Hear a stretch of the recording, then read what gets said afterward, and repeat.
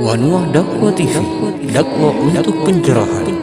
Jangan lupa like, subscribe, dan share. Aktifkan juga lonceng notifikasi untuk mendapatkan video terbaru. Memang dunia itu sulit, Bapak Ibu, sangat-sangat sulit. Tapi lebih sulit lagi kalau kita kejar akhirat. Dunia itu sesungguhnya hanyalah tipuan. Dunia memang sangat menggoda, dorongannya kuat. Bayangkan kalau umpama seorang kakek-kakek yang umurnya kira-kira 60 atau 70 tahun sudah tidak bisa ke masjid. Ya. Sholat 5 menit susah.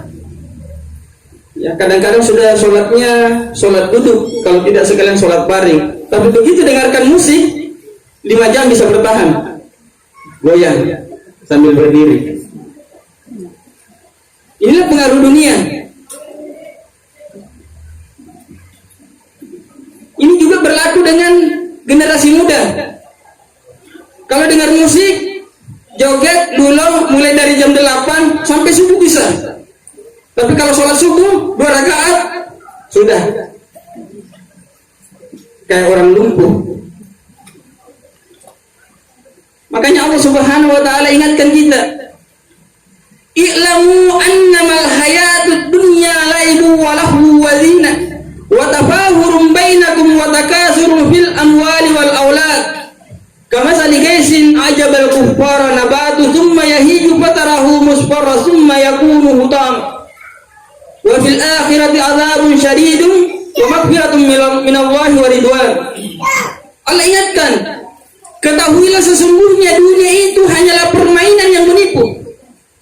Permainan yang menipu. Inilah dunia.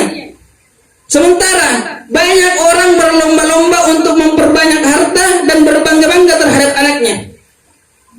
Akan tetapi sesungguhnya yang mereka kejar itu ibarat sebuah tanaman yang dulunya hijau, kemudian menguning, lalu kemudian datang angin yang panas, habis. Inilah perumpamaan dunia. Jadi dunia itu diumpamakan sebuah tanaman. Bagaimana Bapak Ibu tanaman? Kalau umpama kita tanam tomat, kalau rajin kita semprot, kalau dia menghijau, ini akan diincar berbagai macam hama. Kita tanam padi menghijau, diincar berbagai macam hama. Semua tanaman yang hijau subur, hama incar. Maka kalau petaninya baik, dia pintar, maka ia akan rawat tanamannya. Dia akan subur sampai datang masanya untuk dipanen. Artinya manusia di saat dia hidup, kalau dia tidak mati dalam keadaan muda karena ia mampu menjaga kesehatannya, dipastikan mati dalam keadaan tua. Itulah hidup. Allah sudah berikan perumpamaan bahwa kehidupan itu seperti sebuah tanaman yang dulunya kamu lihat hijau menguning lalu habis.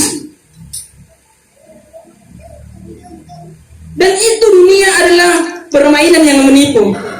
Bapak Ibu, kira-kira kalau kita ditipu orang, kira-kira apa yang hilang? Paling uang kita yang hilang, mungkin emas, mungkin barang-barang atau harta kita yang ada di rumah, mungkin mobil kita. Tapi kalau sudah dunia yang tipu kita, maka surga akan hilang. Coba Bapak Ibu, mungkin tadi di waktu maghrib banyak saudara-saudara kita yang tidak sholat maghrib. Kenapa? Masih sibuk dengan jualannya. Banyak mungkin saudara-saudara kita yang tadi maghrib tidak sholat. Kenapa? Sibuk dengan gorengannya, banyak pembeli. Mungkin tadi subuh banyak yang tidak sholat, terlalu dingin. Ini kita tertipu oleh dunia. Dunia menipu kita. Kalau sudah dunia yang tipu, sudah akhirat, kehidupan kita yang sesungguhnya akan habis sia-sia. Kita kadang untuk mempersiapkan kematian, kita tidak bersungguh-sungguh. Kita lebih banyak mempersiapkan kehidupan yang indah, tapi lupa untuk mempersiapkan kematian yang indah. Kita seringkali mempersiapkan kehidupan bahagia, tapi kita lupa untuk mempersiapkan kematian bahagia. Di alam kubur sana banyak orang mati menderita, walaupun sesungguhnya tidak sedikit juga orang mati bahagia. Di dalam kubur sana ada kubur yang lorong-lorongnya tembus dengan neraka, dan ada juga kubur yang lorong-lorongnya tembus dengan surga. Sehingga di alam kubur sana ada manusia ketika dia meninggal, anak Adam ketika dia meninggal, ada yang menderita karena lorong kuburnya punya lorong tembus ke neraka. Sementara ada juga yang bahagia karena kuburnya tembus dengan lorong ke surga. Dan itu menjadi sebuah pilihan ketika kita hidup di dunia. Ali radhiyallahu an pernah berziarah kubur di malam hari. Demikian juga Umar bin Abdul Aziz sering pergi ziarah kubur di malam hari. Jadi kalau orang-orang dulu, sahabat-sahabat Rasulullah, para tabi'in, itu kalau ziarah kuburnya malam hari, Bapak Ibu. Beda kita siang hari. Apa hikmahnya? Yang pertama, dia melatih dirinya untuk berani menembus kegelapan di dalam di daerah kuburan. Kalau kita jangankan mau ziarah kubur malam-malam, lewat di depan kubur takut. Malah kita kadang-kadang takut-takuti kita punya anak cucu. Awas nih, dia kuburan di situ, ada nenek nanti di situ. Ini kita takut-takuti. Padahal Rasulullah SAW menyampaikan kepada kita, ajarkan anak-anakmu untuk takut kepada Allah, bukan takut sama neneknya yang sudah mati. Kadang-kadang saya bilang begini, itu nenek kalau sudah ganggu cucunya, itu nenek apa itu?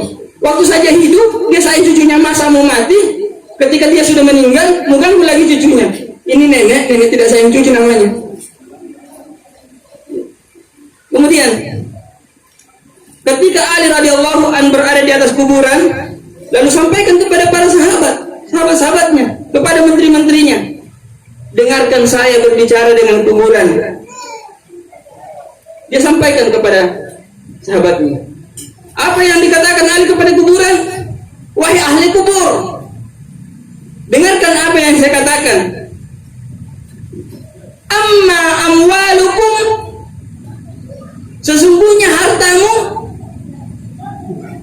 kada kusimat, sudah dibagi-bagi oleh orang-orang yang masih hidup. Hartamu tidak berguna lagi.